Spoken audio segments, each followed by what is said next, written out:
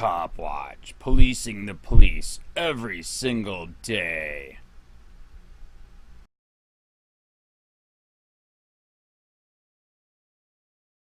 How Florida spread Oxy across America. Special report: heroin's treacherous path. Loosely regulated pain clinics led Florida to become the supplier of choice, feeding the nation's appetite for opioids. By Pat Beal, Palm Beach Post staff writer. Reliably read on the political map, Huntington is a West Virginia town with a 182-year-old university, a storied football team and more than 100 churches. It's where Will Lockwood graduated from high school. It's where he enrolled at Marshall University. It's where he first tried Oxycontin. By the time Lockwood entered Marshall, Detroit dealers were trickling into Huntington, selling Oxycontin and pills with Oxycontin's active ingredient, oxycodone. Even though Lockwood could step out his front door and get the drug, Detroit street dealers weren't the preferred supplier. Florida was. It may have been 1,000 miles away, but to Lockwood, getting see Oxy, A10.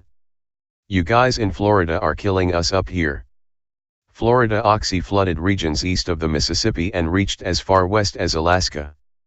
One Palm Beach County trafficking ring sold more than 175,000 oxycodone tablets in Tennessee, Kentucky, West Virginia, and North Carolina, prompting a Tennessee law enforcement officer to protest, "You guys in Florida are killing us up here."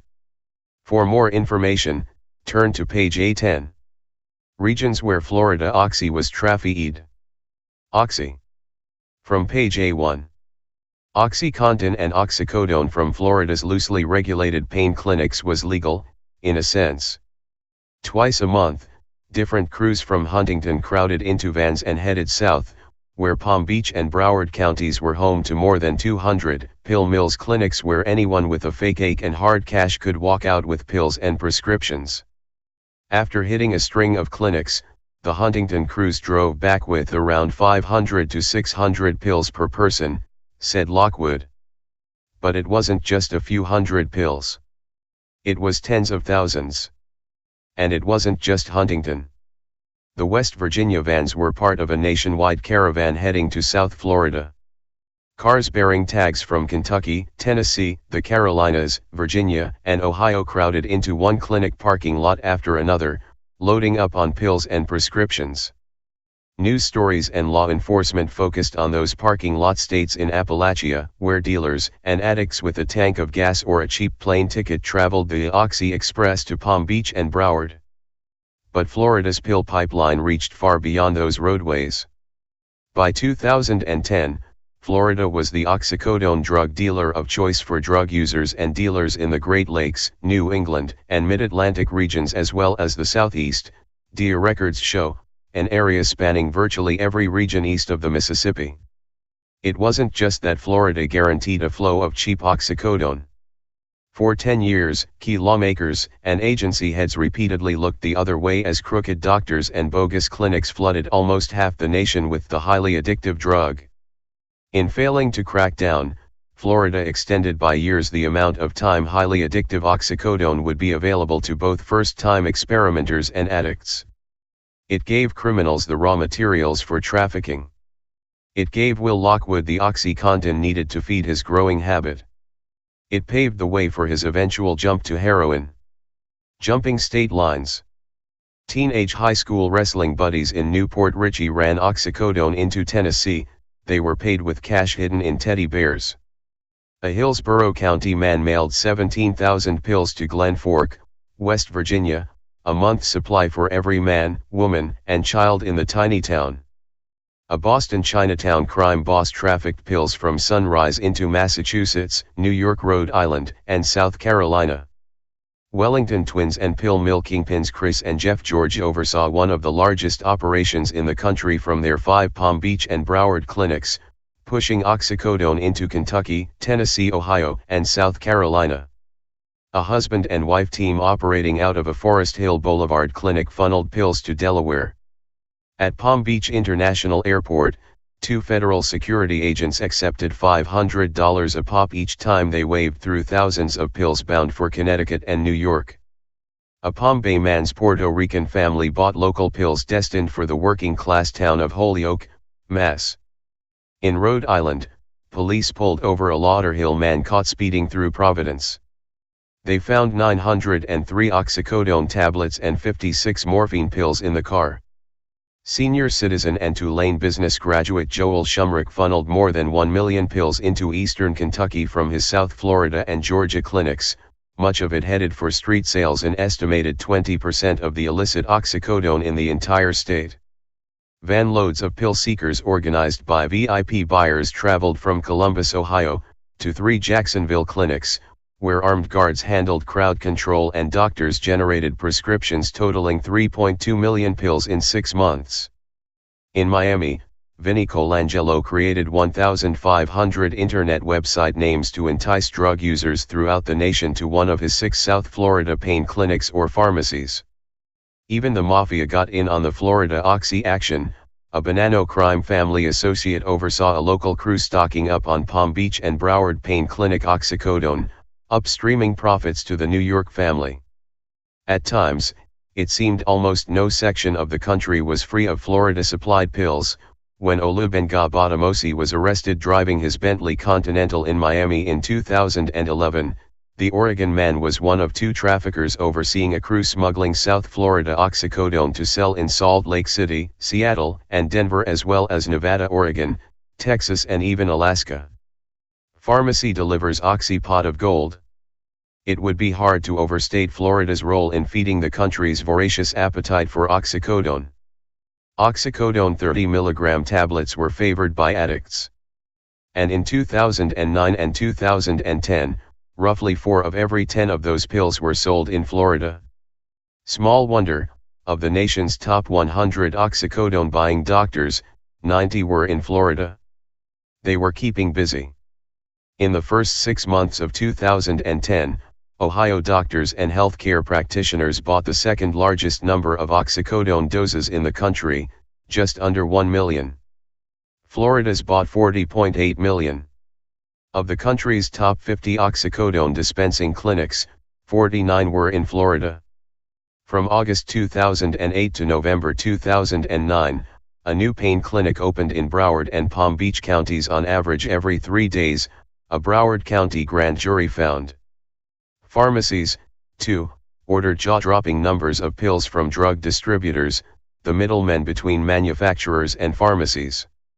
Cardinal Health, one of the nation's biggest distributors, sold 2 CVS pharmacies in Sanford a combined 3 million doses of oxycodone, flooding the town of 54,000 with an average of 250,000 oxycodone pills every month. West of Jupiter, a Walgreens drug distribution center sold 2.2 million tablets to a single Walgreens pharmacy in Tiny Hudson, a roughly 6-month supply for each of its 12,000 residents. It shipped more than 1.1 million pills to each of 2 Fort Pierce Walgreens pharmacies. For 40 days starting in late 2010, the distribution center shipped 3,271 bottles of oxycodone, 327,100 doses of the drug to a Port Richey Walgreens pharmacy, prompting a distribution manager to ask, how can they even house this many bottles? They weren't keeping them on the shelves. They were rapidly selling them. On average in 2011, a U.S. pharmacy bought 73,000 doses of oxycodone in a year. By contrast, a single Walgreens pharmacy in the central Florida town of Oviedo bought 169,700 doses of oxycodone in 30 days. People on both sides of the counter knew what was going on. In a letter to the chief executive of Walgreens, Oviedo's police chief warned that people were walking out of the town's 2 Walgreens stores and selling their drugs on the spot, crushing and snorting them, or still in the pharmacy's parking lot injecting them. In Fort Pierce, a Walgreens pharmacist accidentally provided an extra 120 oxycodone pills to a customer. When the druggist called to ask that the man return the pills, the customer's girlfriend bluntly responded that he was an addict, that he sold oxycodone and the 120 pills were a pot of gold, DEA records show. That was in September. The same man came back to the same Walgreens in December and January with a prescription in hand. The pharmacy filled his prescriptions every time. Wild West of oxycodone prescribing. Cincinnati-based Masters Pharmaceuticals Incorporated was a mid-sized drug distributor selling oxycodone to Florida pharmacies. It sold to other customers in other states. But mostly, it sold to Florida. Oxycodone made up more than 60% of its drug sales in 2009 and 2010, according to federal records. Of its top 55 oxycodone customers, 44 were in Florida. Company CEO Dennis Smith worried that the Florida-bound oxycodone was getting in the wrong hands. A trip to Broward did nothing to ease his mind. It was, he later testified, the Wild West of oxycodone prescribing. Bus and park benches touted pain clinics. When Smith picked up and thumbed through City Beat, a free magazine, he found pages of ads for pain clinics. It would show young people sitting around a pool and it named the pain clinic and say, "Sick, we dispense on site," and that really hit home hard. Smith stopped selling to pain clinics. But the company continued to shovel millions of oxycodone pills to Florida pharmacies. Masters executives figured the pharmacies would keep an eye out for excessive prescriptions written by pill mill doctors. See Oxy, A11 2010, of the nation's top 100 oxycodone buying doctors, 90 were in Florida. Oxy. From page A10. But not all pharmacies were worrying about doctors at pain clinics. Some were courting them. Young, thin, tattooed customers. In 2009, the small pharmacy off Lucerne Avenue in Lake Worth had a history. It had been in business for 43 years. The owner and head pharmacist had been there for 32. It had shaded parking and a downtown location, a stone's throw from the City Hall annex. It also had a drug problem. When a Masters inspector visited, he was alarmed to find True Value drugs bustling with a long line of young, thin, tattooed customers arriving in groups of 10 to pick up pills. There were signs in the pharmacy warning of limits on the number of oxycodone pills handed out. Even Mallinckrodt Pharmaceuticals, an oxycodone manufacturer, was worried about the volume of its pill sales there. Of the 300,000 doses of all drugs the small pharmacy dispensed in December 2008, 192,000 were for oxycodone 30 mg, the dosage preferred by traffickers and users alike. The huge oxycodone volume was no accident. The owner and head pharmacist, unidentified in DEA records, told a Masters inspector that the pharmacy has pushed for this narcotic business with many of the area pain doctors. And, despite the torrent of oxycodone going out the door, the pharmacy owner expressed frustration that drug distributors were limiting the amount of narcotics they would sell to his now closed pharmacy. Ohio to Florida and back. Pharmacy after pharmacy benefited from the combination of Masters' Ohio oxycodone business and Florida's unregulated pill mills. In Englewood, a pharmacy owner filled prescriptions for 6 pain clinics, including clinics an hour's drive away. A Masters inspector found cars from Tennessee and Kentucky in the parking lot and young men leaving the pharmacy carrying large trash bags. Superior Pharmacy not only filled oxycodone prescriptions for pain clinics, it shared waiting room space with a pain clinic in a Temple Terrace strip mall outside Tampa.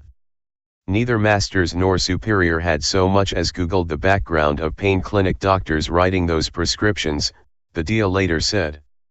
Had they done so, the DEA dryly noted, they would likely have come across a press release announcing one of the doctors had been arrested and charged with trafficking in prescription drugs. Hundreds of thousands of oxycodone pills were sent from Ohio distributors to Florida pharmacies. Unknown thousands of pills headed right back up to Ohio. When Ohio police burst into Christopher Thompson's home outside Columbus, they found an assault rifle, $80,000 in cash and oxycodone from his Florida deals. A construction worker whose own pill habit started at age 14, Thompson oversaw a ring of 15 Ohio buyers who traveled to Florida to pick up oxycodone to resell in central Ohio. 2 hours to the west in Martins Ferry, David L. Kidd orchestrated a ring of buyers traveling to West Palm Beach and Central Florida to pick up oxycodone for resale on the streets of eastern Ohio and West Virginia. Doctors and pharmacies from Florida were complicit with Kidd's ring in fueling Ohio's opioid epidemic, wrote the U.S. Attorney for West Virginia after Kidd's 2011 arrest. The steady flow of pain pills into the Ohio Valley from Florida must stop. Road trips to death. With more drugs came more deaths. In January 2010, say police, Fort Lauderdale pathologist Dr. Lynn Averill started a 7-month oxycodone shopping spree, buying 437,880 oxycodone pills from drug distributors. The same month, Matthew Koutowski's drove from Toms River, NJ, to see Averill. The 26-year-old collected prescriptions for 390 pills and overdosed 2 days later. Brian Moore traveled 13 hours from his Laurel County, Kentucky, home to see Averill. He left with prescriptions for 600 pills and also overdosed within 48 hours. Kenneth Hammond didn't make it back to his Knoxville, Tennessee, home. He had a seizure after picking up prescriptions for 540 pills and died in an Ocala gas station parking lot. Keith Conkle didn't make it back to Tennessee, either. His body was dumped on the side of a remote South Carolina road after he overdosed in the back seat of a car the same day of his clinic visit. He had collected 8 prescriptions totaling 720 doses of oxycodone, methadone, Soma, and Xanax. Conkle had every reason to believe he would get those prescriptions. In 3 previous visits to the plantation clinic, he had picked up prescriptions for 1,890 pills. An estimated 60% of Averill's patients were from out of state, a former medical assistant told the DIA. In 2015, Averill pleaded not guilty to 8 manslaughter charges. She is awaiting trial in Broward County. Averill was just one doctor at just one clinic. In 2010, the year Averill's patients overdosed, Florida received applications to open 1,026 more pain clinics. An online message board advising drug users summed it up: just go anywhere in South Florida and look for a pain management clinic. It shouldn't be too hard, you can't swing a dead cat without hitting one. Complain about anything from a back injury to a hangnail, it advised, and they'll set you right up. Florida let the pills flow. Kentucky reined in its pill mills. It didn't matter. Ohio, Delaware, North Carolina, Connecticut acted, too. No other state's efforts counted. As long as Florida ignored the pill mills and rogue doctors feeding the nation's oxycodone habit, the pills flowed.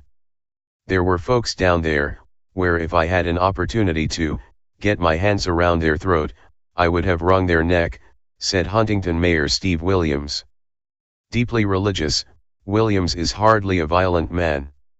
His first act upon learning the scope of the drug problem in his town was to hold a prayer vigil. But, he said of Florida's inaction, there was total evidence as to what was happening. It lays at the foot, in my opinion, of the public officials there that allowed it to continue on. Jeb Bush backed a solution. One of the first dinners Florida Governor Jeb Bush hosted after moving into the governor's mansion in 1999 was a small one. Among those sitting at the table with Bush were Lieutenant Governor Tony Jennings. See Oxy, A12. Customers line up in 2008 at South Florida Pain Clinic in Wilton Manors. It was one of the first clinics opened by Chris George, of Wellington, who with his twin brother, Jeff, would grow his enterprise into one of the largest pill mills in the country. Susan Stocker / South Florida Sun Sentinel / Zuma Wire. Bush. Oxy. From page A11. State Senator Lockbert and James McDonough, who would become the state's hard-nosed drug czar. There was an urgent topic on the agenda that night: the explosion of prescription painkillers. For the state's first family, it may have been personal. Bush had talked publicly about one of his children's struggle with addiction. By the time the meal ended, all had agreed on the need for establishing a prescription drug monitoring program that would collect information and track prescriptions written for controlled substances, such as oxycodone. Absent a prescription drug monitoring database, there was no way to know whether someone was doctor shopping, going from doctor to doctor, getting more and more prescriptions to feed their habit. And there was no way to know whether a doctor was overprescribing, key to pinpointing whether a pill mill was operating, and where. Similar databases had been adopted by more than a dozen states. It was being described as a silver bullet to curb overprescribing. Soon enough, $2 million to get the database up and running would be on the table, but it came with a catch. Attorney General cuts a deal. In 2001, Oxycontin maker Purdue Pharma was fending off early criticism of its blockbuster painkiller. At issue was whether Purdue's aggressive marketing campaign had misled doctors and patients alike. Purdue and 3 top executives later pleaded guilty to federal charges of illegally marketing the drug. Far from being safe and non-addictive, Oxycontin carried the same addiction risk as morphine, and was every bit as potent. But that was 6 years away. In 2001, towns in Maine reported an alarming uptick in crime tied to Oxycontin. The first of several congressional hearings was ramping up. Critics and parents who lost children were piling on. Reporters were starting to write stories. In November, Florida Attorney General Bob Butterworth appeared poised to take on the company. Calling Oxycontin street sales a major threat to public health, Butterworth told a state board of medicine committee that Purdue should consider temporarily taking the drug off the market. It wasn't only traffickers concerning Butterworth. It was the sales pitch. In late 2001, Butterworth called a young assistant attorney general into his office and gave him a magazine article on Oxycontin and an assignment: look into Purdue marketing. The young lawyer, now Palm Beach County State Attorney Dave Ehrenberg, said he knew nothing about Oxycontin. But he didn't like what he read. During the year-long inquiry, 589 Floridians died after taking oxycodone. Nothing criminal was found, Ehrenberg later said. Instead, Butterworth and Purdue struck a settlement. As part of a $2 million deal, Purdue would pay to establish a prescription monitoring database, the same silver bullet sought by Bush. After Florida's computerized system was up and running, the same system would be free to any other state. The entire country, not just Florida, would benefit. It could have been a groundbreaking deal. There was one catch. State lawmakers had to vote to create the prescription monitoring program by 2004, or Purdue would keep its money. Marco Rubio kills the bill. A political spat killed the program. And there was one person who was responsible, said former State Senator Byrd, now an Ormond Beach insurance executive. And it was Marco Rubio. A rising state lawmaker in 2002, now U.S. Senator Marco Rubio had the clout to make or break the legislation. He had been one of 2 state House Majority Whips and was on the fast track to becoming House Speaker. Rubio didn't kill the 2002 bill out of opposition to prescription monitoring. It was politics. That year, Rubio favored a bill changing the Miami-Dade County charter, which failed to pass because of a single no vote in the Senate. Byrd cast the vote. Angered by what he saw as Byrd's betrayal, Rubio killed the prescription drug monitoring bill. When I found out he broke his word, it made the choice easy, Rubio told the Miami Herald. It's not certain that the full legislature would have passed the bill had it made it to a floor vote. Rubio was the first, not the last, in a line of state legislative leaders over years who would refuse to seriously consider the bill. Most cited privacy concerns. But prescription monitoring databases in Florida and other states free to use Florida's model would have pinpointed rogue doctors, would-be pill mills and doctor shoppers across the country, just as all 3 were beginning to converge. In doing so, it could have curbed the national opioid epidemic when it was just an emerging problem, not the monster it would become. Only weeks after the 2002 bill was killed, Bush suppressed a sob as he discussed his daughter's arrest for forging a prescription. Court ordered to drug treatment and then briefly to jail. Noelle Bush survived her pill addiction. Others did not. 16 days after the legislature adjourned without creating a prescription monitoring database, a West Palm Beach mother collapsed at the home of her ex-husband. Jamie Lee Massey overdosed on an unknown number of the 19,606 pills she had purchased in the preceding 10 months. Her ex had prescriptions of his own for 2,300 pills, including 900 Oxycontin tablets. 5 local doctors had written prescriptions for the drugs, each unaware the former husband was getting more drugs elsewhere. The 2004 deadline for green-lighting a monitoring system passed. So did Purdue's $1 million obligation to pay for it?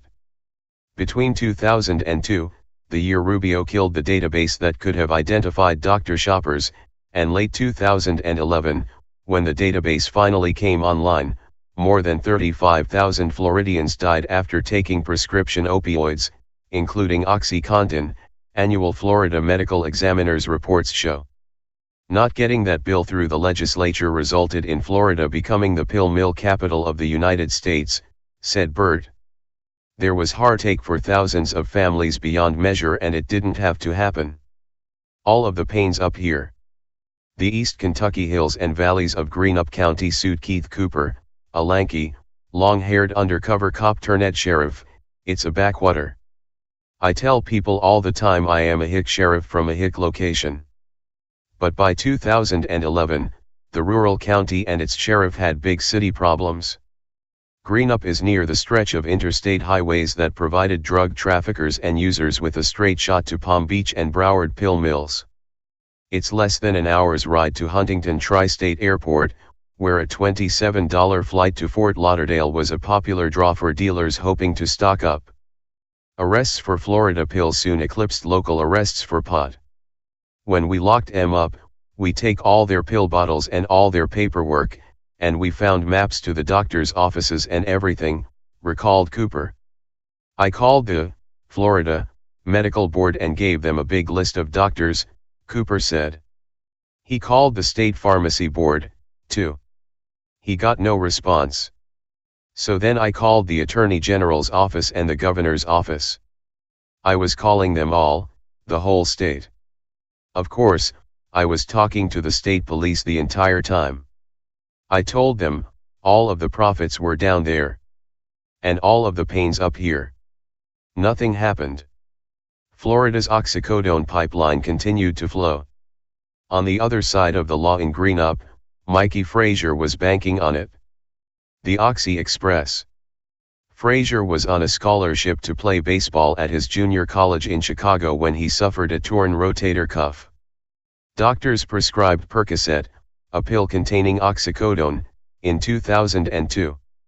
When doctors cut him off, he bought it on the street. In 2006, he moved to Oxycontin, nearly pure oxycodone. In 2007, he gave his friends money to go to Florida and bring him back pills. My buddy had a minivan and he would actually go down one week and take 2 to 3 people with him, and then the following week I'd go, said Frazier. He still remembers the route. I'd take 64 east to 77 south to 95 south. And it's just a straight shot. Others followed suit. What got everyone started was because the doctors around here won't write a strong enough prescription, he recalled. Oxycontin and generic oxycodone still could be had, just not in Kentucky, which had a prescription drug monitoring database.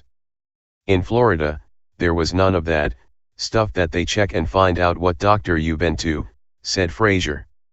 And one person does it, and then they tell a friend, and then they go do it, and that's how it all really got started here. Pills for the poor. Tallahassee wasn't just ignoring the epidemic. It was financing it. Before her office was raided by law enforcement in December 2001, Asuncion Mluyeo's patients would wait in a line in the rain to get prescriptions from the Port St. Lucie internist and acupuncturist. She was one of the most prolific prescribers of Oxycontin in the state. And hundreds of thousands of those pills were being paid for by Medicaid, Florida's taxpayer-financed health program for the state's poorest and sickest citizens. Between 1999 and 2001, Medicaid shelled out $935,634 for Oxycontin prescriptions written by LEO. That was just Oxycontin. LEO was prescribing an array of addictive drugs. In the 12 months leading up to the clinic raid, Medicaid paid roughly $1 million for 7,000 prescriptions, only about 17% of them for Oxycontin. Nor did the raid slow her down. Between the raid and her arrest on trafficking charges 4 months later, LEO wrote another 282 Oxycontin prescriptions billed to Medicaid. She was not an outlier.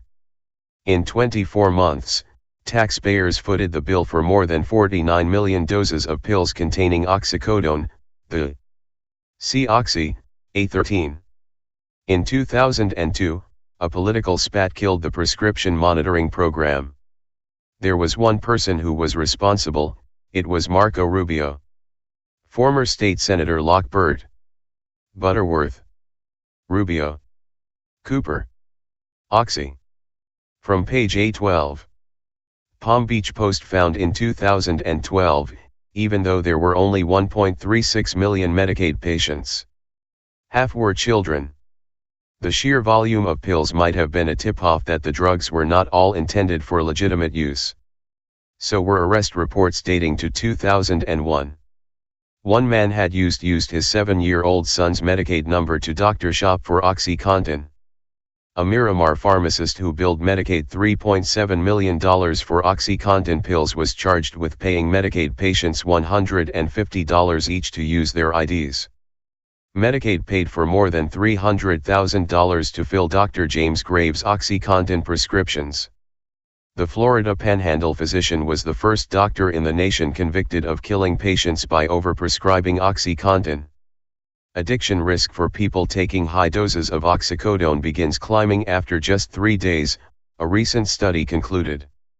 And most people on Florida Medicaid getting oxycodone prescriptions in 2011 were getting much more than a few days' worth. They were getting an average of 9 months' worth of pills, state officials said.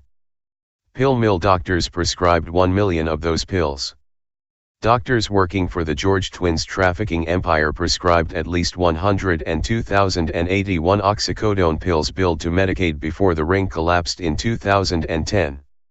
Working out of a Delray Beach pain clinic founded by a convicted drug smuggler, Drs. V. Harry Perper was arrested on trafficking charges, but not before he wrote prescriptions to Medicaid patients for 115,977 doses of oxycodone in 90 days. In Lake Worth, Dr. Cesar De Leon was arrested as part of a DEA pill mill sweep and charged with 55 counts of illegally distributing drugs. De Leon wrote orders for 20,302 oxycodone pills for Medicaid patients. Miami internist Dr. Selwyn Carrington authorized 32,411 doses of oxycodone for Medicaid patients in just 2 years. He was busted for signing his name to hundreds of prescriptions. Further, Florida wasn't in any hurry to stop doctors linked to pill mills. Carrington was arrested for overprescribing in March 2011. The state's emergency order to suspend his license was signed months after he had pleaded guilty in 2012. Perper was busted at a Delray Beach pill mill operated by a former felon in 2011. The state did not act against his license until 2014.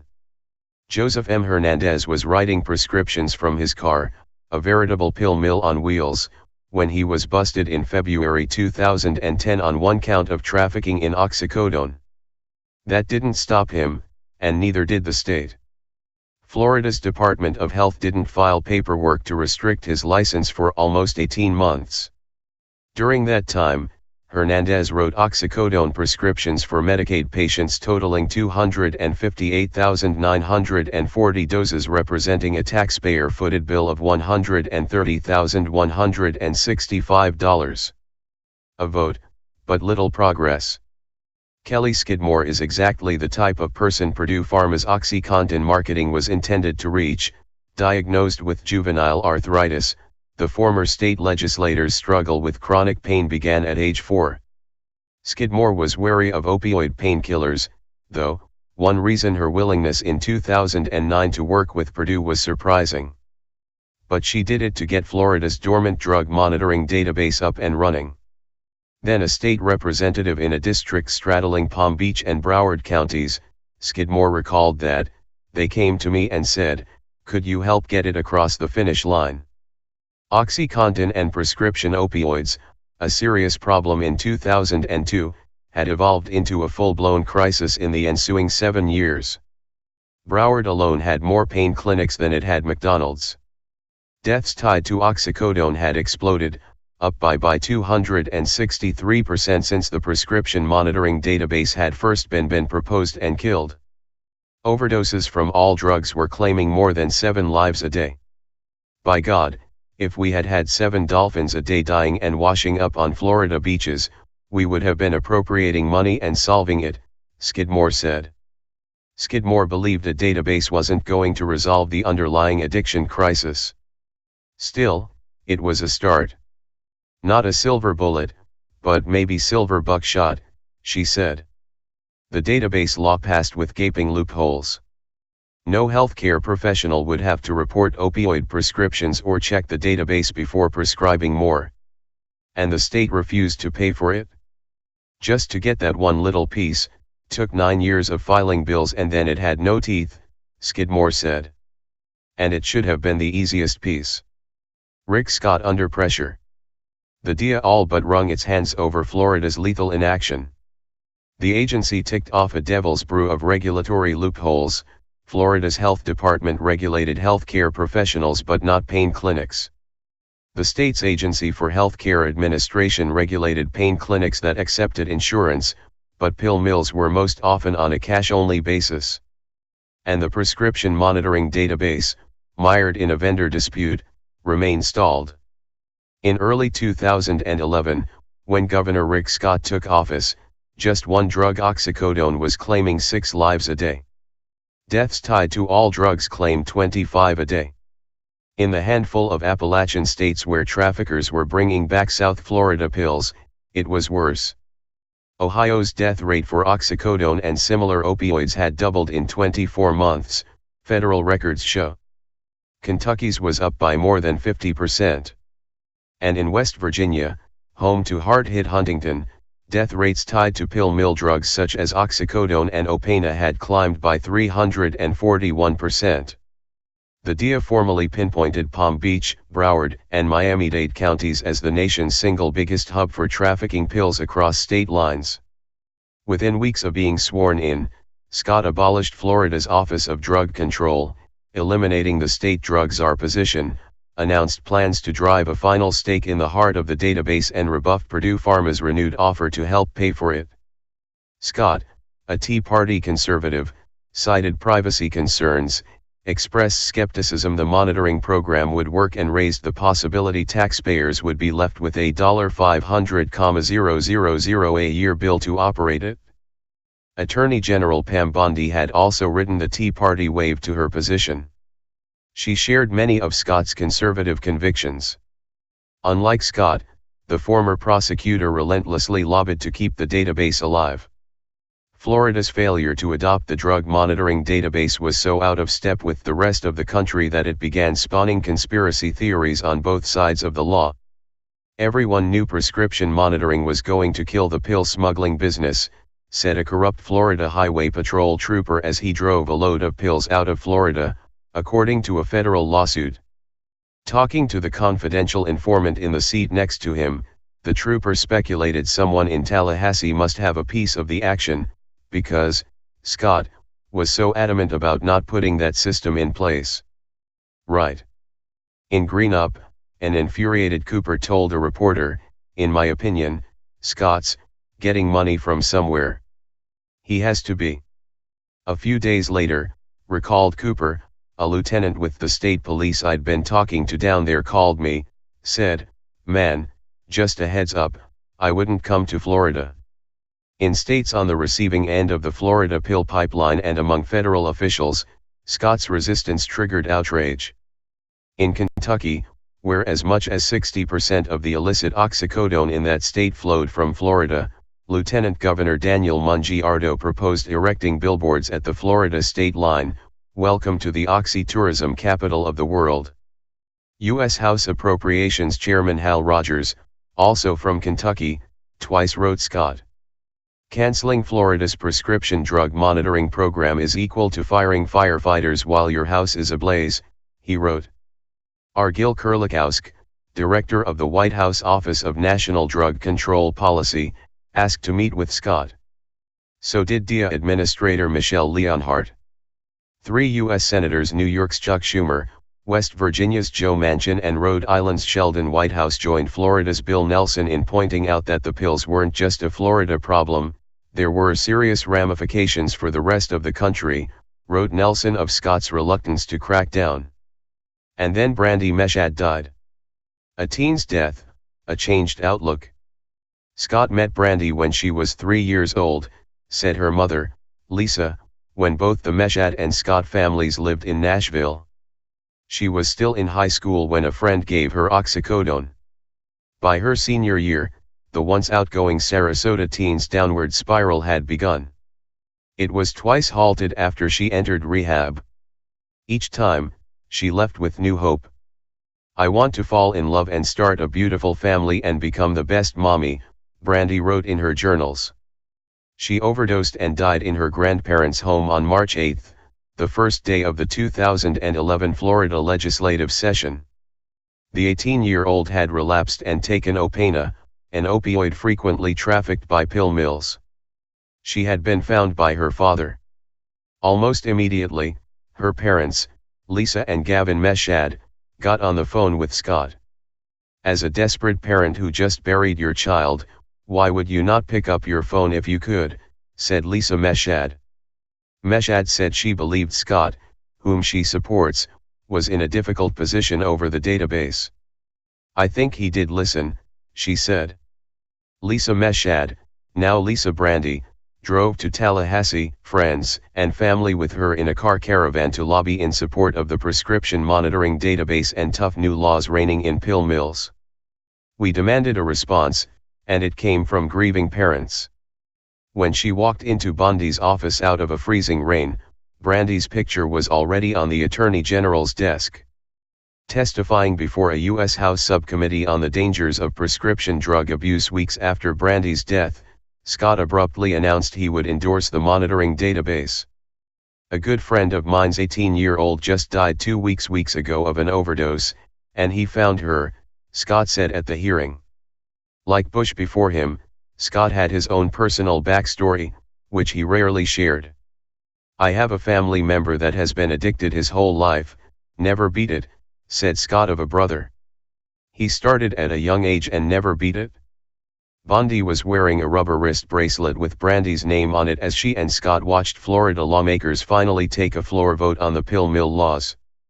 The newly installed Attorney General had been up till 2:30 in the morning lobbying for their passage.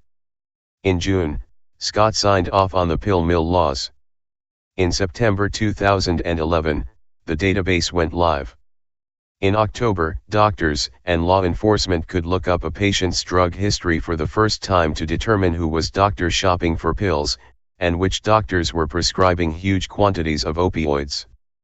Florida emergency room overdoses from oxycodone and similar opioids immediately began dropping.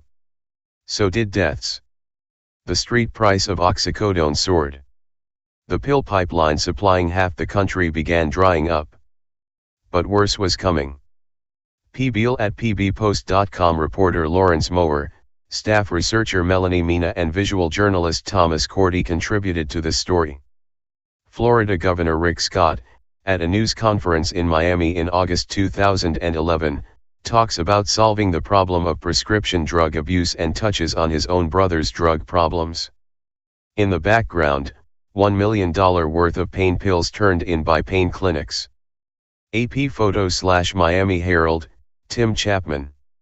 Doctors v. Harry Perper was arrested in 2011 on trafficking charges, but not before he wrote prescriptions to Medicaid patients for 115,977 doses of oxycodone in 90 days. Alan Eistone / The Palm Beach Post. Copyright 2018 Herald Tribune, all rights reserved. Restricted use only July 8, 2018. Police use who may want to retaliate against him physically.